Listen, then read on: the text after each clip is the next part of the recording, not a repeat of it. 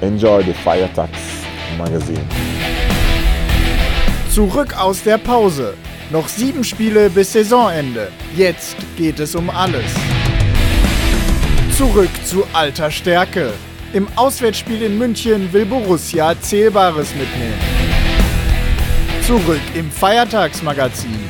Wieder einmal unser Gast, Marcel Schmelzer.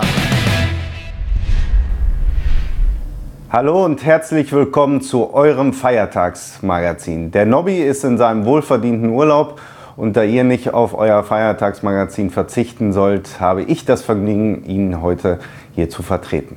Ja, am Wochenende geht die Bundesliga wieder los. Sie geht in ihre entscheidenden Phase. Es sind noch 7 Spiele zu spielen und am Samstag wartet dann der Knaller gegen den FC Bayern München. Schwarz-Gelb setzt zum Endspurt an. 7 Spiele, 21 Punkte. Das Ziel, die Champions League. Die Ausgangslage vielversprechend. Das Restprogramm intensiv. Es warten Duelle gegen direkte Konkurrenten. Zum Start aber erstmal die Bayern. Der Auftakt zum Endspurt.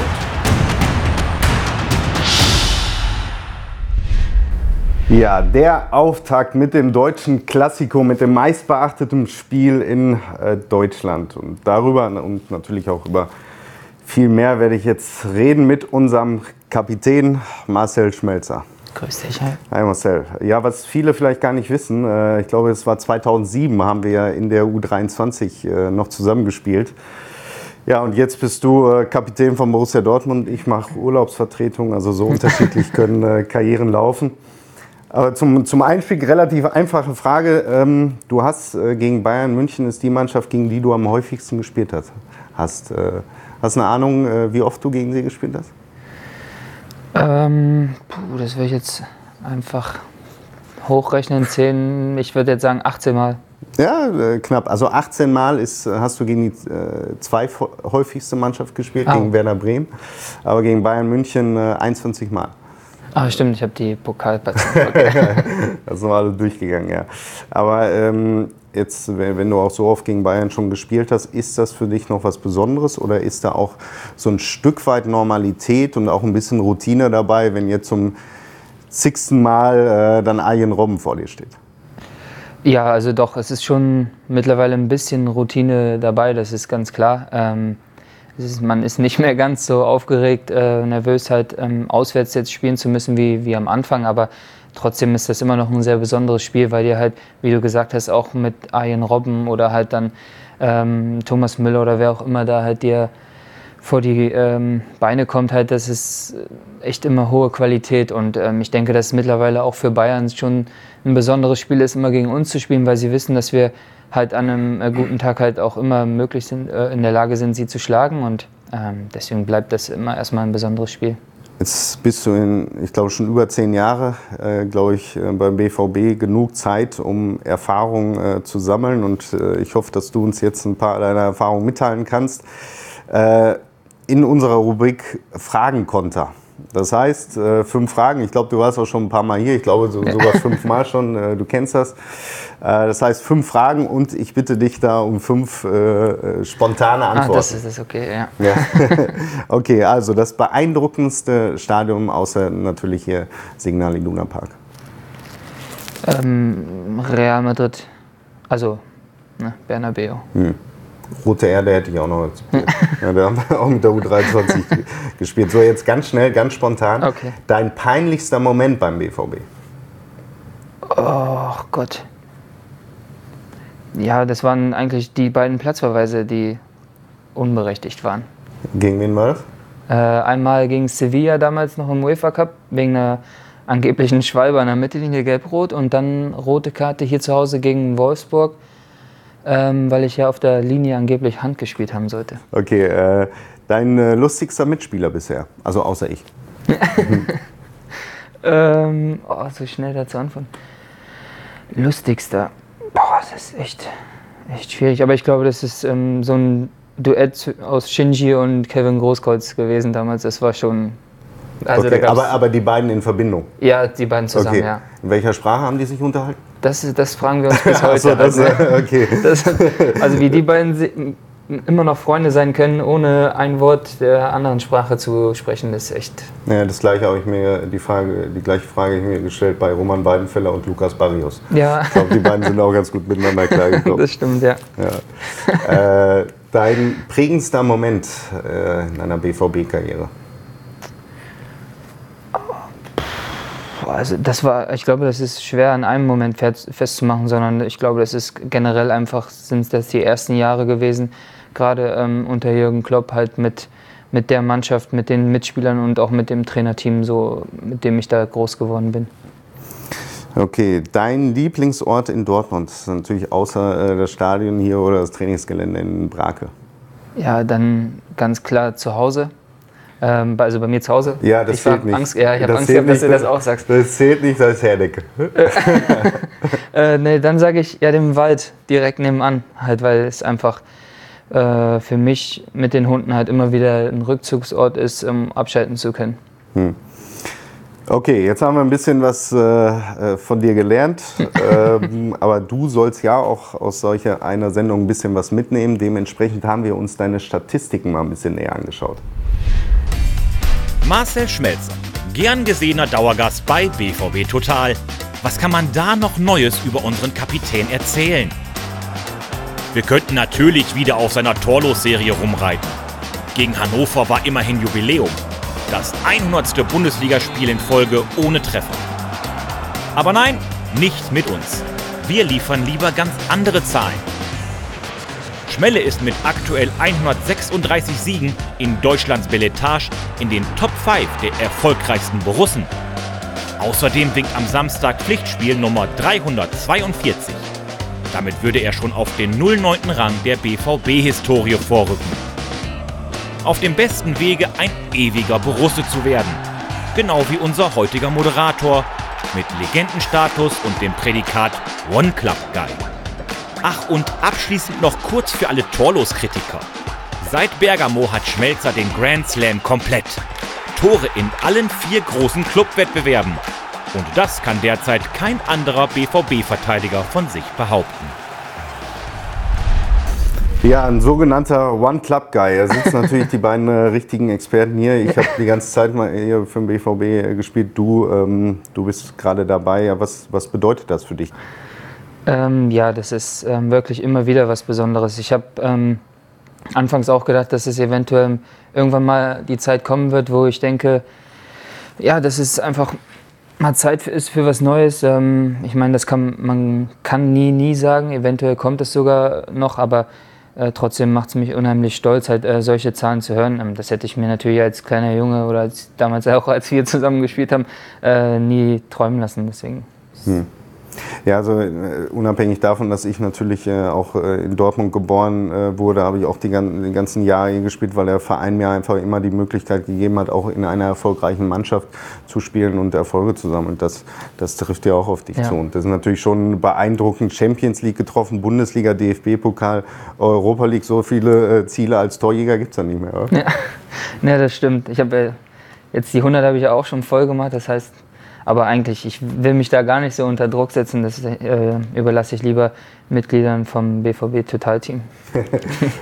Okay, bleiben wir bei deinen Einsätzen und kommen zu der Rubrik Sag doch mal, mir bzw. BVB Total-Team ist da was aufgefallen. Du hast aktuell 237 Bundesligaspiele. Ich muss auch nachgucken, das ist pro Spielzeit, also im Schnitt 23,7 Spiele. Du hast noch Dreisatz jetzt, du hast noch 3 Jahre Vertrag. Das heißt, wenn das jetzt so weitergehen würde, kämst du dann in dieser Zeit noch auf 308 Spiele. Ich habe 302 Spiele. Schaffst du das? Ja, also das ist auf jeden Fall ein Ziel, was ich mir... Ja, genau. Super Motivation, um den Ricken einzuholen. Ja, also das ist... also wie gesagt, hast du ja gerade erwähnt, die Tore... Da habe ich jetzt kein großes Ziel mehr, aber das ist natürlich etwas, was das Ganze nochmal besonders machen würde. Die 300 erstmal zu erreichen, ohne Verletzung das zu überstehen und dann können wir ja nochmal sprechen, ob es Sinn macht für mich dann auch. Ja, Du hast das Stichwort selbst gegeben, Verletzungen. Wenn du auf solch viele Spiele über so viele Jahre auf extrem hohem Niveau, ihr müsst alle 3 Tage mehr oder weniger spielen, über 10 Kilometer laufen gegen Top-Gegner. Das heißt natürlich, man muss auch immer auf dem Punkt fit sein.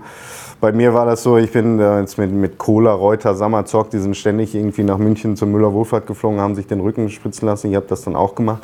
Aber heutzutage gehört da natürlich viel mehr zu. Deshalb jetzt vielleicht auch für die fußballambitionierten Zuschauer draußen. Was tust du für dich, dass du immer, sag ich mal, in der Top-Verfassung bist? Ja, also mittlerweile natürlich viel mehr als am Anfang der Karriere. Ich denke, das ist immer etwas, was man als junger Spieler nicht so wirklich glaubt, wenn immer die etwas älteren, erfahrenen Spieler dann sagen, ja, du musst halt etwas mehr tun und so, damit du halt den Verletzungen vorbeugst. Und mittlerweile sieht es schon so aus, dass ich die reine Trainingszeit, die wir mit der Mannschaft auf dem Platz verbringen, ist eigentlich der kleine Teil. So eher ist es die Vorbereitung auf das Training und danach auch die sogenannte Pflege des Körpers, was natürlich dann auch mit den Mobilisation, Stabilisation des Körpers mittlerweile alles dazugehört. Und ja, wenn dann dieses Jahr Sachen kommen wie meine 2 Sprunggelenksverletzungen, wo jetzt ich nicht wirklich was dafür kann, dann da kann man halt immer noch mal drüber hinwegschauen. Aber wenn das muskuläre Sachen sind, dann klar, dann fragt man sich immer, was hätte man besser machen können.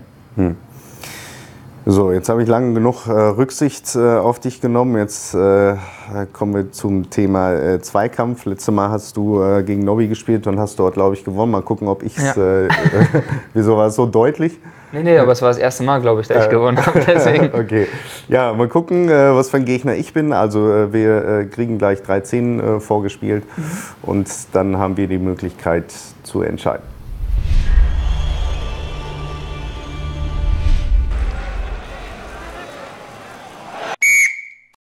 Was, folgenschwere Grätsche oder folgenschwerer Abpraller? Ja, dann zählen wir runter und bei 1 zeigen wir die Karten, oder? Okay. Also 3, 2, 1.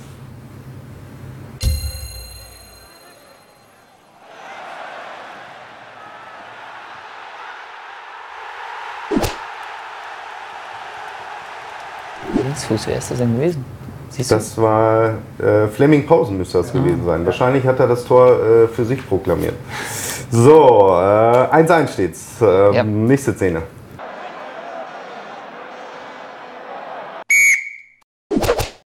Akrobatischer Torschütze oder akrobatischer Verteidiger? Boah, das ist schwer.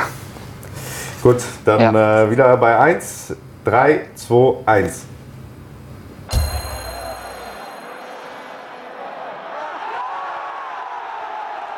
Weißt du, wer das war? Weißt du, wer das Tor gemacht hat? Nee. Ja, ich bin noch ein bisschen älter als du. Manfred Burgsmüller war das. Ach, das müsste irgendwann in den 80er Jahren gewesen sein.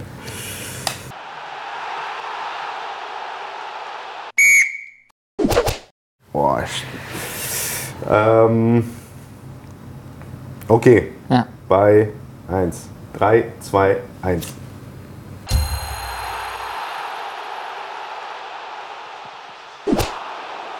Tausender Torwart. Hervorragend. So, dann gucken wir uns mal das Gesamtergebnis an. 48 Punkte für Nobby, 38 für die Gäste, wobei ich darauf hinweisen möchte, dass ich gerade eben 2-1 gewonnen habe. Wenn du gewonnen hättest, hätte es ein Geschenk gegeben, tut mir leid. Ach so, ja, das wusste ich nicht. So hat es einfach nur Spaß gemacht. So, apropos Spaß, wir müssen noch ein Polaroid machen. Das wird dann, glaube ich, für eine Collage zusammengestellt und am Ende der Saison unserer Stiftung zur Verfügung gestellt. Willst du das machen? Du bist auf Instagram, glaube ich, mehr unterwegs als ich. Hier drücken, oder? Ja, denke ja.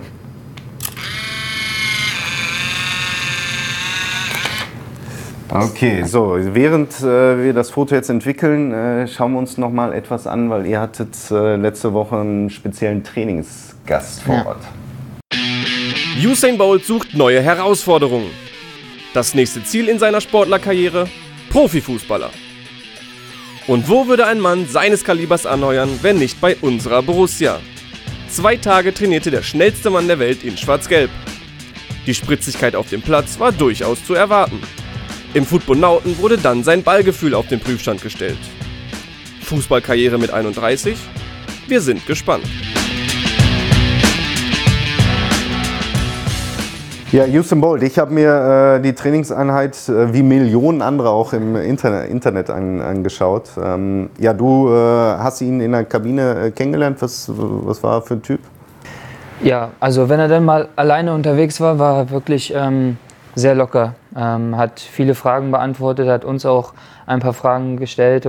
Aber es ist ja auch Wahnsinn, wie viele Leute da drumherum noch hantieren. Aber wie gesagt, in der Kabine war er dann oft auch alleine und auch sehr offen zu uns. Und es hat auf jeden Fall Spaß gemacht, die 2 Tage mit ihm zu verbringen. Gibt es denn auch etwas, was ihr vielleicht von so einem Weltstar irgendwo mitnehmen könnt?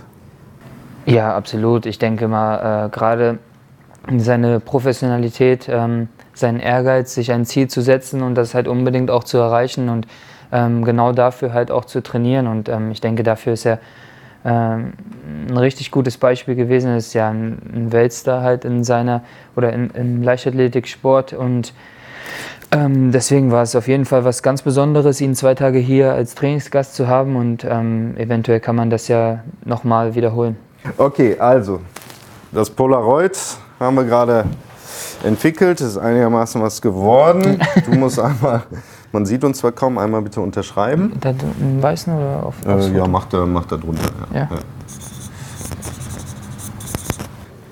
So, das war's vom Feiertagsmagazin. Schmelle, vielen Dank, dass du dir die Zeit genommen hast. Ja, viel Erfolg in München. Wir drücken die Daumen, dass ihr da mit einem guten Ergebnis zurückkommt.